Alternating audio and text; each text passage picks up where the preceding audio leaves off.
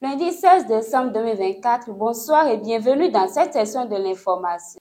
Démarrons par la Criette où a eu lieu le procès de l'ex-directeur de la police républicaine, Louis-Philippe Goundéon. Accusé d'incitation à la rébellion et de harcèlement par voie électronique, il plaide non coupable. Ses avocats ont soulevé plusieurs irrégularités, dénonçant notamment des violations de procédures et des droits humains. Ils ont demandé la nullité des procès-verbaux et la libération provisoire de leurs clients. Le ministère public a contesté ces arguments, estimant qu'il manque de preuves. Le verdict sur ces demandes est attendu pour le 27 janvier 2025. Passons à présent à l'Agence béninoise de sécurité sanitaire des aliments qui mène depuis le 9 décembre une vaste opération de contrôle des denrées alimentaires sur le marché. L'objectif est de prévenir la fraude alimentaire et de garantir la santé des consommateurs en cette période de fin d'année.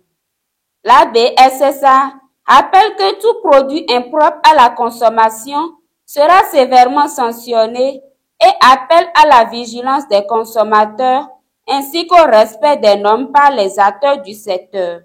Les contrôles se poursuivront jusqu'au 31 décembre 2024. Actualité hors du Bénin. Le Cameroun accueille un sommet de la Communauté économique et monétaire d'Afrique centrale. Que la région présente des signaux d'alerte préoccupants imputés à des dérapages et des défaillances dans la mise en œuvre des réformes économiques.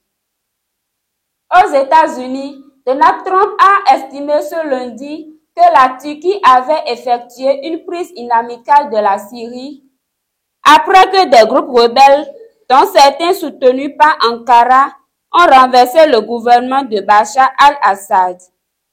La Turquie est très intelligente.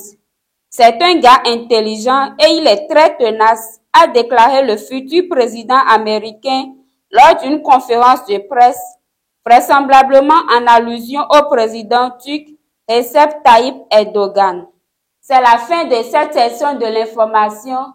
Merci de nous avoir suivis. Bonne soirée.